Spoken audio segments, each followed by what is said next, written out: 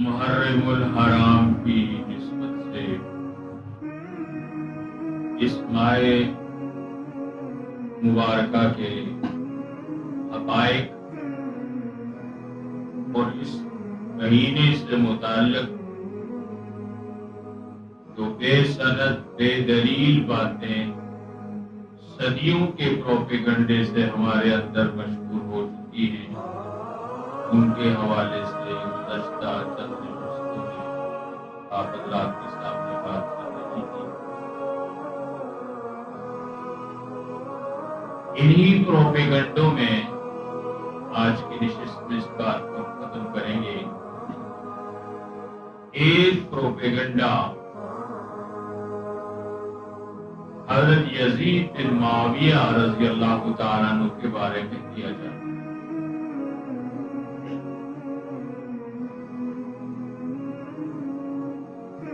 ہر آدمی اہل سنت سے بھی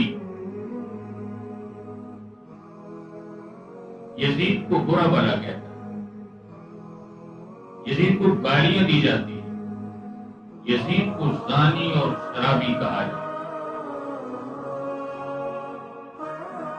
میرے دوستوں، میں بات کرنے سے پہلے یہ عرض کروں گا، میں یزید کا وکیل صفائی نہیں، میں یزید کی طرفداری نہیں کرتا، میں یزید بن معاویہ رضی اللہ تعالیٰ عنہ کا حسین ابن علی کے ساتھ تقابل بھی نہیں کرتا۔ میں پہلے بھی عرض کر چکا، حسین ابن علی رضی اللہ تعالیٰ عنہ صحابی ہیں اور یزید بن معاویہ رضی اللہ تعالیٰ عنہ تابعی ہیں۔ صحابی اور تابعی کا مقام برابر ہے۔ پھر حسین ابن علی رضی اللہ تعالیٰ عنہ صاحب نسبت ہیں، ان نسبتوں میں بھی کوئی ان کا مقابلہ نہیں کر سکتا۔ ہم ان سے محبت رکھتے ہیں دیگر صحابہ کرام کی طرح، اور نواسہ رسول ہونے کی وجہ سے حضرت فاطمہ الزہرا رضی اللہ تعالیٰ عنہ کا جگر گوشہ ہونے کی وجہ سے، حضرت علی رضی اللہ تعالیٰ عنہ کا فرزند ہونے کی وجہ سے ان کے مقام اور مرتبے میں کسی قسم کی بھی کمی، توہین، تنقیص نہ کرتے ہیں نہ برداشت کرتے ہیں۔ لیکن ایک بات آج لوگوں نے یہ سمجھ رکھا ہے کہ اہل بیت سے محبت کے تقاضے تب پورے ہوں گے جب ہم یزید کو گالیاں دیں۔ کیا یہ ممکن نہیں ہے کہ ہم اہل بیت سے محبت بھی کریں اور یزید کو برا بھلا بھی نہ کہیں؟ دیکھیے، میں جو بات کرتا ہوں ہمیشہ دلیل سے، میں آج چند دلائل آپ کے سامنے رکھتا ہوں۔ ان چیزوں کے ہوتے ہوئے کیا ہم یزید کو زانی، شرابی، بدگماش کہہ سکتے ہیں؟ 3 احادیث نبویہ ہے۔ ایک چوتھی دلیل یزید بن معاویہ رضی اللہ تعالیٰ عنہ کی حضرت معاویہ رضی اللہ تعالیٰ عنہ کے جانشین ہونے اور ولی عہد ہونے کا مسئلہ ہے۔ حضور اکرم صلی اللہ علیہ وسلم کا ارشاد ہے، اول جیش من امتی یغزون فی البحر کان مغفورا لہم۔ غور کے ساتھ ان حدیث کو سنیے، میں تو قرآن اور حدیث سے باہر نہیں جایا کرتا، آپ مجھے سنتے رہتے۔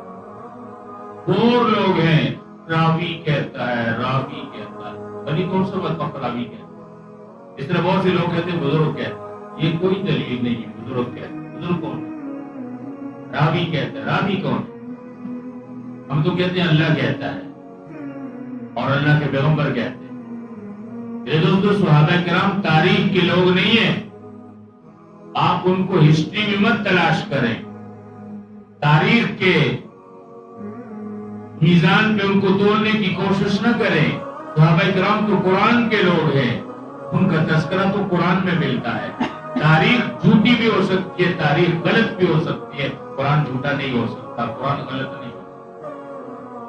وہ تو ایک سچے کلام سے ان کا مقام اور ان کا شان اور مرتبہ جو ہے وہ معلوم ہوتا ہے۔ اور حضور علیہ السلام کے بعد سب سے محترم بشان صحابہ کرام ہیں، ان کے بعد تابعین ہیں، پھر تبع تابعین ہیں۔ حضور علیہ السلام نے فرمایا میری امت کا پہلا لشکر جو بحری جنگ کرے گا، جو پانی کی جنگ لڑے گا، کانا مغفور اللہ کو بخشے ہوئے۔ یہ پیشن گوئی جن لوگوں کے بارے میں کی گئی صحابہ کرام کے دور میں سب سے پہلی جنگ، پانی کی جنگ، بحری جنگ حضرت ابی معاویہ رضی اللہ تعالیٰ عنہ نے کی۔ پہلا بحری بیڑا اس امت میں حضرت امیر معاویہ رضی اللہ تعالیٰ عنہ نے بنایا، اور ان کے دور حکومت میں، دور خلافت میں، دور امارت میں یہ جنگ لڑی گئی۔ اس جنگ میں ان کا بیٹا یزید بن معاویہ بھی شریک تھا۔ توجہ چاہتا ہوں اگر آپ جاگ رہے، جب اللہ کے نبی کہتے ہیں میری امت کا پہلا لشکر جو سمندر کی جنگ لڑے گا وہ بخشے ہوئے ہیں، اس جنگ کو لڑنے والے حضرت امیر معاویہ رضی اللہ تعالیٰ عنہ ہے، اور ان کا بیٹا بھی اس میں تھا۔ اللہ کے پیغمبر جن کو بخشے ہوئے کہتے ہیں، آپ ان کو زانی، شرابی اور بدگماش کہتے ہیں۔ دوسری حدیث سنیے، یہ بھی بخاری کی حدیث ہے۔ حضور علیہ السلام نے فرمایا اول جیش من امتی یغزون فی بلد الکیسر کان مغفورا لہم، میری امت کا پہلا لشکر جو کیسر کے شہر پہ حملہ کرے گا۔ کیسر کا شہر قدیم زمانے میں قسطنطنیہ کے نام سے مشہور تھا، اور آج اس وقت استنبول کے نام سے یہ شہر ترکی کے اندر پایا جاتا ہے۔ یہ کیسر کا دارالحکومت تھا، اس کی حکومت کا مرکز تھا۔ آپ علیہ السلام نے فرمایا میری امت کا جو لشکر قسطنطنیہ پہ حملہ کرے گا، کیسر کے شہر پہ حملہ کرے گا، کان مغفور لہم، وہ بخشا ہوا ہے۔ میں اور آپ آج ذخیرہ احادیث میں یہ پیشن گوئیاں پڑھتے ہیں، آپ مجھ سے یہ حدیث سن رہے ہیں، صحابہ نے کسی سے نہیں سنی تھی، انہوں نے اپنے کانوں سے اللہ کے نبی سے یہ باتیں سنی۔ حضور علیہ السلام کے بعد حضرت امیر معاویہ رضی اللہ تعالیٰ عنہ کے دور حکومت کے اندر جب قسطنطنیہ پہ حملہ کیا جا رہا تھا، کیسر کے دارالحکومت میں مسلمان یلغار کے لیے نکلے، بڑے بڑے صحابہ کرام اس پیشن گوئی کی حدیث کی وجہ سے اس جنگ میں نکلے کہ اللہ کے نبی نے فرمایا تھا یہ جنگ لڑنے والے تو سارے بخشے ہوئے ہیں، ہم بھی اس میں شریک ہو جائیں تاکہ ہماری بھی بخشش ہو۔ میرے دوستو، مدینہ کے اندر جناب نبی کریم صلی اللہ علیہ وسلم کے میزبان حضرت ابو ایوب انصاری رضی اللہ تعالی، ہجرت کے بعد آپ علیہ السلام نے جن کے گھر میں قیام کیا، جہاں آپ ٹھہرے، آپ جانتے ہیں حضور علیہ السلام جب مکہ سے ہجرت کر کے مدینہ تشریف لے گئے تو مدینہ کے اندر ہر انصاری کی خواہش تھی کہ اللہ کے پیغمبر میرے گھر بیٹھے۔ صحابہ کرام درخواست کر رہے تھے، نبی اکرم صلی اللہ علیہ وسلم نے فرمایا میری اونٹنی کو چھوڑ دو، یہ مامور من اللہ ہے، یہ اللہ کی طرف سے چل رہی ہے، یہ جہاں رکے گی، جہاں بیٹھے گی، میرا قیام وہیں پہ ہو۔ چنانچہ حضور علیہ السلام کی سواری، آپ کی اونٹنی مدینہ کی گلیوں میں چل رہی ہے، صحابہ کے دل بھڑک رہے تھے۔ جس کے گھر سے، جس کی گلی سے اونٹنی گزرتی تھی وہ کہتا تھا کاش میرے گھر کے سامنے ٹھہر، میں اللہ کے نبی کا میزبان بن جاؤں۔ لیکن یہ اونٹنی حضرت ابو ایوب انصاری رضی اللہ تعالیٰ کے گھر تھے۔ اللہ اکبر۔ وقت نہیں دوستو، یہ گھر کسی شخص نے 300 سال پہلے پیغمبر آخر زمان کے لیے بنایا تھا۔ تاریخ میں آتا ہے ایک زمانے میں حمیری بادشاہوں میں، یمن کے بادشاہوں میں سے ایک بادشاہ یہودی علماء کے ساتھ یہاں سے گزر رہا تھا۔ تورات کے علماء نے کہا بادشاہ سلامت، یہ جو یثرب ہے ہماری کتاب میں لکھا ہوا ہے آخری پیغمبر یہاں ہجرت کر کے آئیں گے، یہ ان کا دار الہجرت ہوگا، اگر آپ ہمیں اجازت دیں تو ہم اس شہر میں سکونت اختیار کرنا چاہتے ہیں، یہاں ہم رہنا چاہتے ہیں، یہاں ہم گھر بنانا چاہتے ہیں، تاکہ وہ آخری پیغمبر جب آئے ہم اس پر ایمان بھی لائیں، اس کا ساتھ بھی دیں۔ بادشاہ نے ان لوگوں کو اجازت دی کہ آپ یہاں رہ سکتے ہیں، اور اس نے ان کے لیے بادشاہ نے ان علماء کے لیے گھر بھی بنوائے۔ اس کے ساتھ ساتھ بادشاہ نے ایک گھر اور بنایا، فرمایا یہ گھر میری طرف سے اس پیغمبر کے لیے ہے، اگر میری زندگی میں آ جائیں تو یہ گھر ان کا ہے، اگر میرے بعد آئیں تو اس نے چمڑے کے ٹکڑے پہ وصیت لکھی پیغمبر آخر الزمان کے لیے یہ گھر یمن کے بڑا بادشاہ کی طرف سے ہے۔ چلتے چلتے 300 سال کے بعد جب آپ علیہ السلام ہجرت کر کے مدینہ آئے تو اس گھر میں ابو ایوب انصاری رہتے تھے، اور ان کے پاس اس بادشاہ کا وہ چمڑے کا وصیت نامہ بھی موجود۔ تو پہلے سے ایک شخص نے اتنی محبت میں اللہ کے نبی کے لیے بنایا، اللہ نے اس کی محبت کو ضائع نہیں کیا، رائے گان نہیں جانے دیا۔ اللہ نے کہا یہ گھر میرے پیغمبر کے لیے۔ یہ شخص حضرت ابو ایوب انصاری 95 سال کی عمر میں قسماً دنیا کی جنگ میں شریک ہوئے۔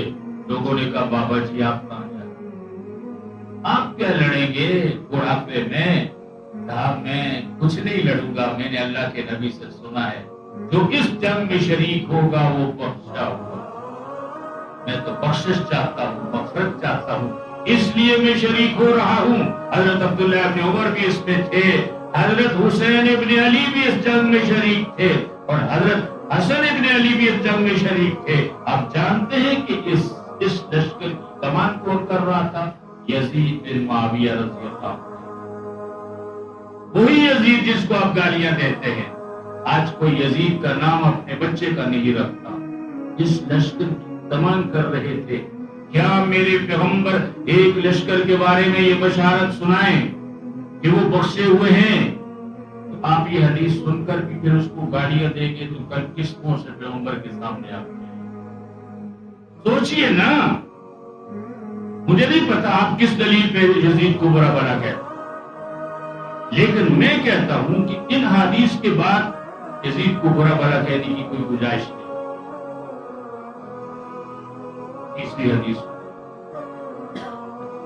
حضور علیہ السلام نے فرمایا خیر القرون قرنی ثم الذین یلونہم ثم الذین یلونہم، دنیا بھر کے زمانوں میں سب سے بہترین زمانہ میرا ہے۔ قرن 100 سال کو کہتے ہیں، ایک صدی کو، ایک سینچری کو 100 کہتے ہیں۔ اللہ کے نبی فرماتے ہیں دنیا بھر کے زمانوں میں سب سے بہترین زمانہ یعنی میری صدی جس میں دنیا میں آیا ہوں، میرے 100 سال سب سے بہترین زمانہ ہے۔ یہ حدیث آپ خطبہ جمعہ کے اندر بھی سنتے رہتے ہیں۔ میرا پیغمبر کہے میرے 100 سال سب سے بہترین ہیں۔ ابھی تو 30 35 40 سال گزرے تھے، 100 سال نہیں، نصف صدی بھی نہیں ہوئی تھی۔